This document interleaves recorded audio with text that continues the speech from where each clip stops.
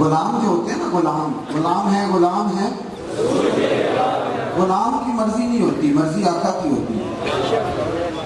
یہ غلام نہیں کہہ سکتا کہ ابھی ٹائم نہیں نماز کا، یہ غلام نہیں کہہ سکتا کہ ابھی وقت نہیں داڑھی کا، وہ کہہ نہیں سکتا، وہ تو غلام ہے۔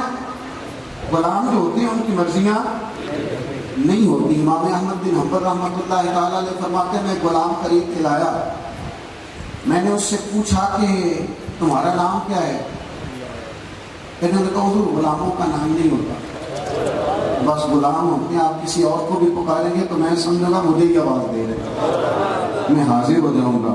حضرت فرمانے لگے کھاؤ گے کیا؟ کہنے لگا حضور غلاموں کے نخرے نہیں ہوتے، جو ٹکڑا بچ گیا انشاءاللہ کھا لوں گا۔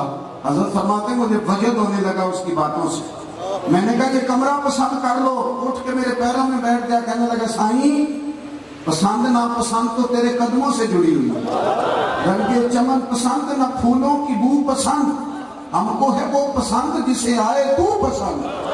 حضرت جی میں تو قدموں سے جڑا ہوا ہوں، آپ میری پسند ناپسند آپ جہاں کہیں گے میں سو جاؤں گا۔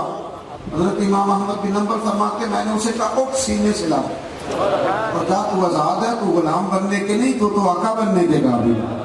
اپنی زندگی میں نا یہ بحث چھوڑ دیں، بڑی تکرار ہوتی ہے ہمارے یہاں، یعنی جس آدمی کی 7 نسلیں میلاد کرتی آ رہی ہیں نا، اور پیچھے جتنی اس کی نسلیں ساری 11ویں پکاتی آ رہی ہیں، وہ بھی ہر سال میلاد میں آ کے پوچھتا ہے کہ جناب میلاد جائز ہے کہ نہیں؟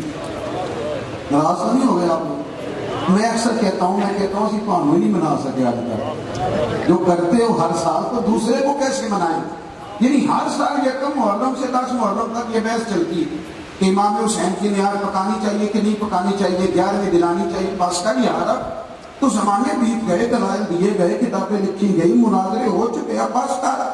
یہ نہ پوچھا کر میلاد کرانا چاہیے کہ نہیں، اب یہ پوچھا کر کہ میلاد کی جھنڈیاں وضو کر کے لگانی چاہیے کہ بغیر وضو کے بھی لگ جاتی، یہ والا سوال پوچھا کر۔ اب ہم سے یہ والا سوال پوچھا کر کہ امام حسین کی نیاز خوشبو لگا کے دینی چاہیے یا بغیر کپڑوں پہ خوشبو لگائے بھی بانٹی جاتی ہے۔ اب آگے بڑھیں، اب تو ذوق پیدا کریں۔ جو لوگ ذوق والے تھے نا، شوق والے، یقین کریں وہ مست رہتے تھے، وہ ناپ کی آواز پر مست تھے، وہ جہاں لگے ہوئے تھے وہ صحیح لگے ہوئے، انہیں اشکال نہیں پیدا ہوتا۔ یہ آپ کو پتہ ہے زیادہ ایکسیڈنٹ کون سے ڈرائیوروں کا ہوتا ہے؟ جو گاڑی بھی چلاتے ہیں اور موبائل بھی چلاتے ہیں۔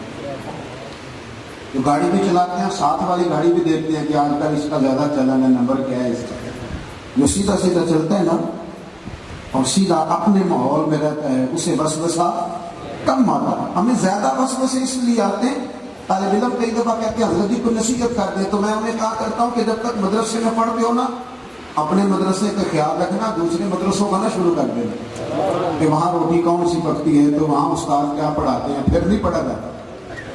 طالب علم میری بات پہ توجہ کرنا ہے، اور میرے بھائی آپ اپنا چلن سیدھا رکھیں، یہ دائیں بائیں ادھر ادھر جانا ہونا ہے نا، یہ وسوسے پیدا کرتا ہے، وسوسوں کو جگہ نہ دے۔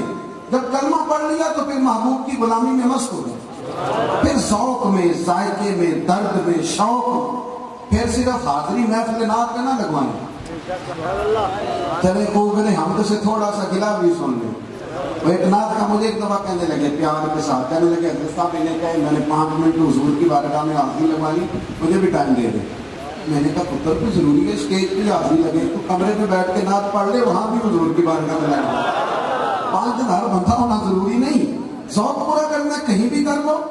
ہم نے تو دیکھا ہے لوگ کام بھی کر رہے ہیں اور محبوب پہ درود و سلام بھی دے رہے ہیں، ہاتھ کار والے تے دل یار والے۔ تو بھائی اپنے آپ کو نا زیادہ الجھاؤ سے بچائیں، جب غلامی کر لی تو پھر غلام بنے، پھر زیادہ سوال جواب، زیادہ بحث، زیادہ تکرار۔